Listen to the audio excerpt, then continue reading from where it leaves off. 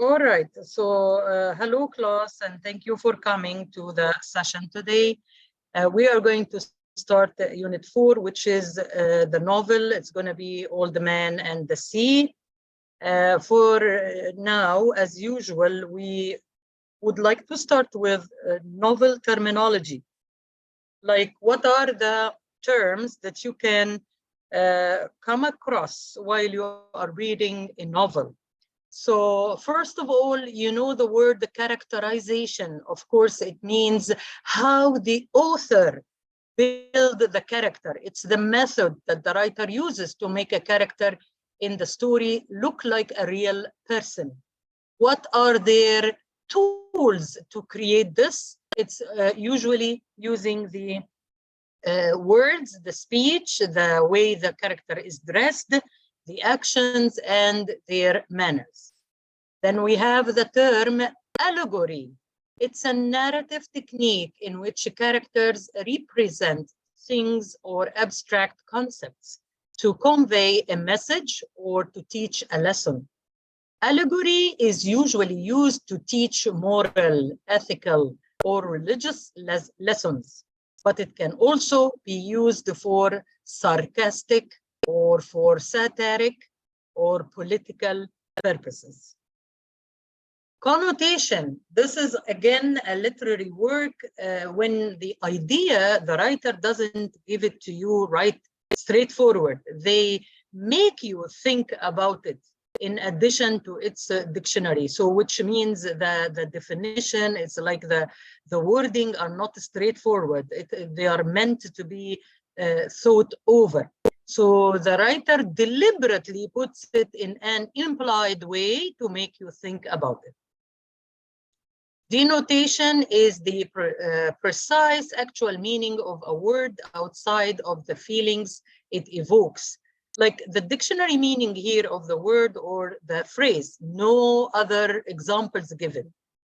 However, in fiction writing, the writers will play off a word's denotative meaning against its connotations or implied associational implications. You will see so many examples for writers using the denotation. Here is an example: a four-leaf clover, rabbit's foot, wishbone are all considered things that can bring good luck. So sometimes it's like an idiom or a group of words that give a certain meaning. When they say, for example, this is something black and white, the writer wants to tell you that this is something is so strict, so obvious, it's either good or bad. When we say this is black or white, means it's good or bad, positive or negative. It's so clear. This pyramid is actually how to create your own novel or a story, because you will be also asked to write a story. So how you start with the exposition. So the word exposition is the beginning, the paving the way to the story. And then the rising action. You have this term before in the short stories and in the drama. So you will see it in all the literary works. And then you go for the middle, which is the climax, the most important event or the turning point. And then the falling actions or the things that started to fall down. And finally, we get the resolution. So instead of saying the end of the story, you can see the resolution. So if you have it in the question, in the essay question, what was the resolution from the point of view of the author, so and so. So you understand when we say the word the resolution, we mean the end. The exposition, we mean the beginning. The motif is really important, or motif. This is a recurrent, it's repeated all the time. The repeated object or issue in any story is what we call a motif. So it's a piece of writing, like, all the time the writer is repeating a certain word. All the time the writer is using a certain symbol all the time. Remember in In The Tempest, we were talking about the books all the time, referring to the magic and the power and the pursuit for knowledge and so on. The resolution is the act of finding an answer. We talked about it. The reversal is, again, the plot in which the action turns into unexpected direction. Sometimes you believe that the character is improving, is going forward, and then suddenly you see something that changes the whole equation. Syntax is similar to when we mentioned the word diction of a poet when they choose their words to rhyme, and so we have the syntax. It's the way in which the linguistic element is used, like the words and the phrases, the clauses, the structure of a sentence. If it is a verse or a dialogue, direct speech or indirect speech, all of these are included here. Now, the word tale is also given for literary work, but this time is not meant to be like a short story or novel. It's mainly related to imaginary events when we talk about maybe fairy tales and so on. So this is just a quick review of the terminology that you might be having in or facing in the story or the novel that you are going to do. So now let me share with you what is your next task now. Again. Okay, class. So what you will be doing now is a bit of a challenging activity. It's I'm going to give you marks for this. I would love to call it a nice activity.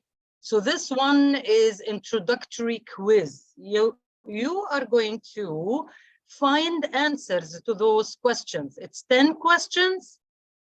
All right, 10 questions, and you are going to find answers for the who is the author of Old Man and the Sea, what type is this novel, what did the author do with the Nobel Prize he got for this work, when was the book first published, where is the setting of the story, why was this novel so popular, who is Manolin, what is a Marlin, for how many days does the old fisherman remain empty-handed, meaning he didn't catch any fish for how many days, and what is the theme of the story.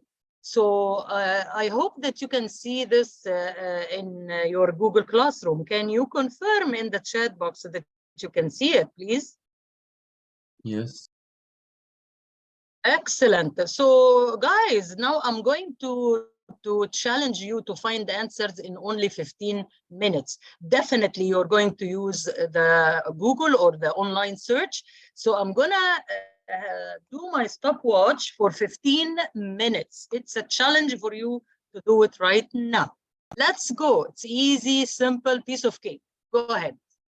Do you have any questions, anyone? Before I start having my stopwatch working? Any questions? Any clarification? Do you understand what is expected from you? It's only 15 minutes, okay? And your time starts now. Go. Now. Okay. So yes, the quiz that we did was just to pave the way for understanding the novel. The novel is not a long one. It is a very popular novel, Old Man and the Sea. And this, we are going to watch a video related to the story to give us a summary of the story. What is it all about? The themes and the messages of the author.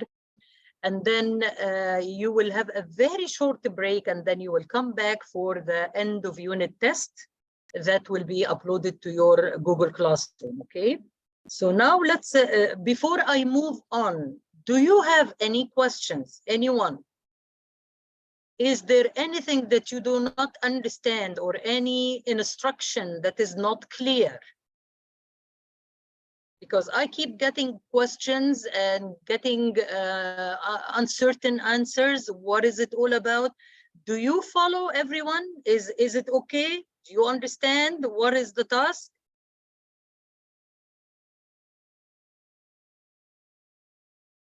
Okay. All right. So let's now have a look at the video.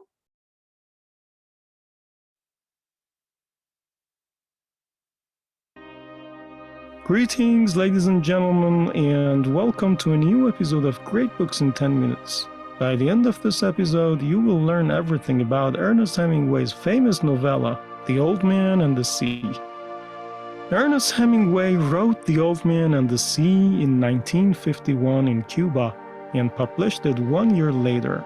It is considered to be one of Hemingway's best works, which brought him a Nobel Prize in Literature in 1954. Hemingway himself praised the book and called it the personification of what he always desired to create. The Old Man and the Sea, at its heart, is the story of a man at odds with his weaknesses, and it is not until he meets a worthy opponent that he can get the true measure of his strength. The main character, Santiago, has many great qualities that make him a likable hero. His respect and appreciation for his opponent, the great fish, his love for nature, his disarming simplicity, and his gratitude towards what he has been given, regardless of how little it might be, rise the reader's interest and make them root for him in his quest to conquer his bad luck. The main themes of The Old Man and the Sea are perseverance, suffering, pride, friendship, destiny, luck, and respect. The story of The Old Man and the Sea revolves around a poor Cuban fisherman named Santiago, who is struck by bad luck and has become the subject of his fellow fishermen's ridicule. When the story starts, Santiago has not fished anything for 84 days and has been returning empty-handed from the sea every day. One day, his apprentice, a boy named Manolin, who had earlier left Santiago to work with other more successful fishermen at the behest of his parents, returns to him and explains that his father forced him to leave his company because he lacks faith. Manolin then lets the old man know that he wishes to work with him again. When they stop at the local cafe, the other fishermen make fun of Santiago. Manolin reminds him of the many years that they fished successfully together and insists to give him fresh bait for fishing. Santiago accepts the bait and tells his apprentice that he has decided to journey a long distance away from the shore tomorrow. At night, and after eating the food that a local restaurateur gifts Santiago and speaking enthusiastically about the best baseball players of all time, Manolin tells Santiago that he believes he is the greatest fisherman ever and he should not give up. While sleeping, Santiago has a recurring dream about lion cubs playing on a beach in Africa, a scene that he witnessed from the deck of a ship when he was younger.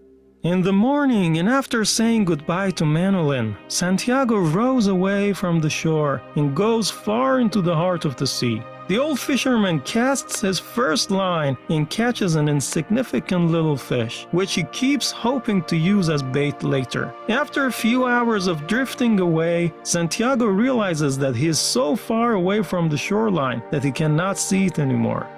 At this moment, from the movements of his fishing equipment, he understands that a massive marlin is circling his boat. Hopeful that his unlucky days have finally come to an end, and optimistic about the size of his possible catch, he casts a new fishing line.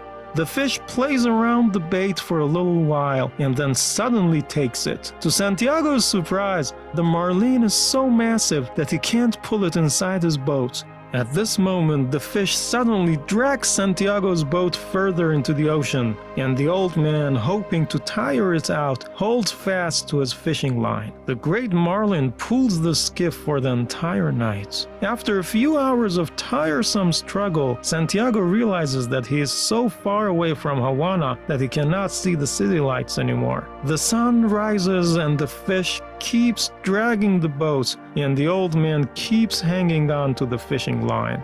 The next morning, Santiago realizes that the fish is swimming at a shallower depth. He prays to God to make the fish jump out of the water to fill its air bladders so it won't sink deep and die. He then tells the fish that he loves it, but he promises to defeat it before the day ends. After a sweet conversation with a little bird that lands on his fishing line and contemplating his place in the vastness of the sea, Santiago realizes that his left hand has gone numb from holding onto the fishing line. As he waits for the cramp to go away, he cuts open the small fish that he had caught earlier and eats it. While eating, he wishes that he could feed the marlin and calls the fish his brother. Santiago wishes his apprentice was there to help him. He tells himself that he is disgusted with his weakness and how his hand has betrayed him. He then makes peace with his problem and accepts that he has been abusing his hand by forcing it into labor all night. Right at this moment, the fish leaps out of the water and Santiago sees it in its entirety for the first time. The marlin is massive. It is twice the size of the fisherman's boat, and it has a long sword which Santiago likens to a sharp rapier and a baseball bat.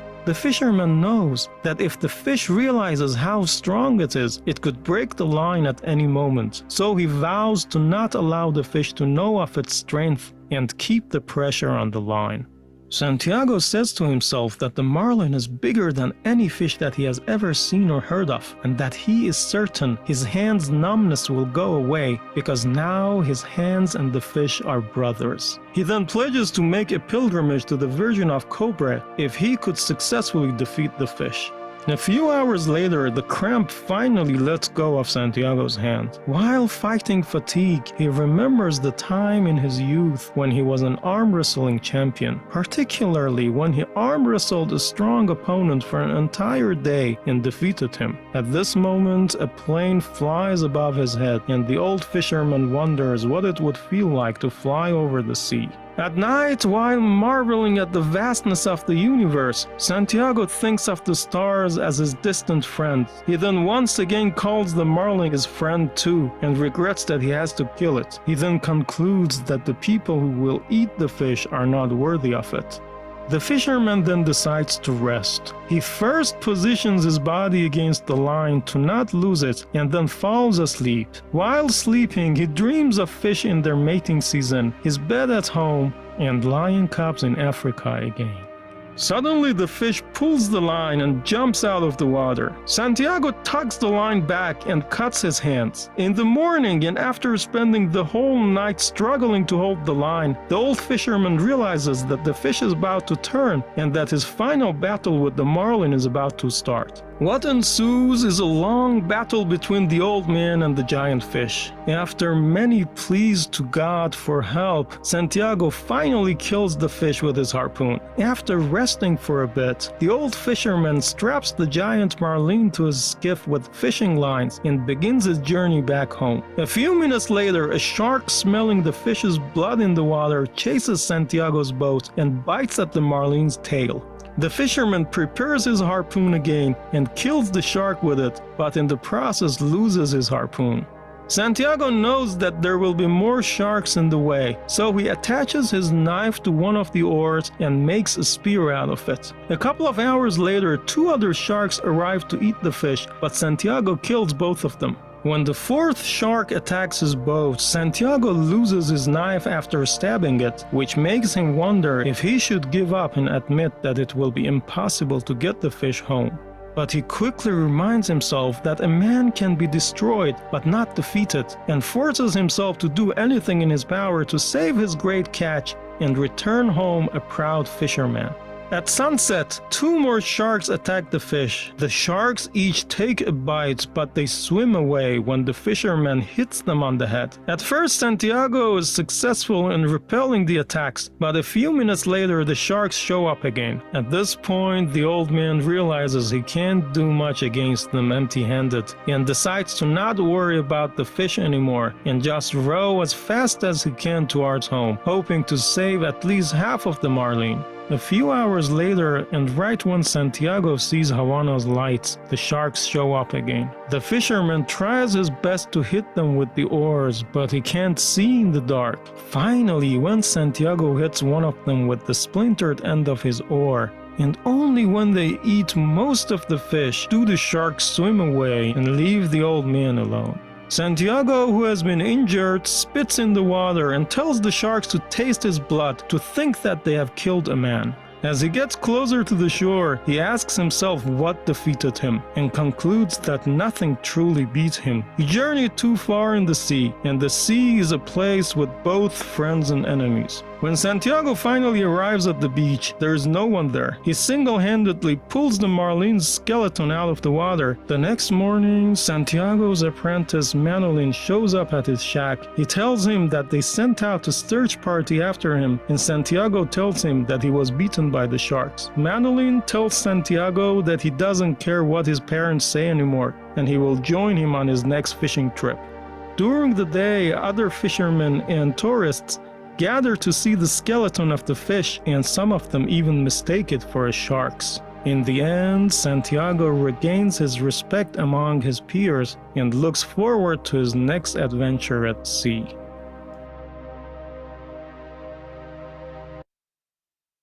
Building your online business?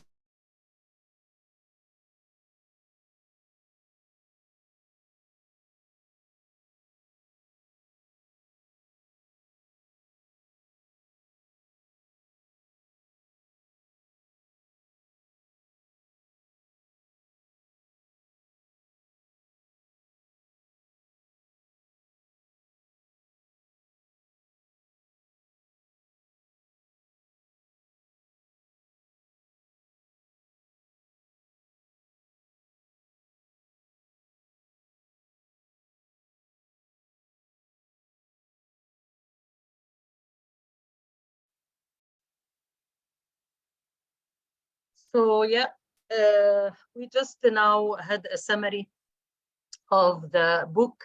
It's an amazing piece of writing, especially if you read it. So you just watched and the video and you got an idea. I would like you please to read the actual text. PDF format is available on online. And it's free. You don't have to buy it or download or anything. You just need to read it. It's not long. It's, I think, about 100 something pages.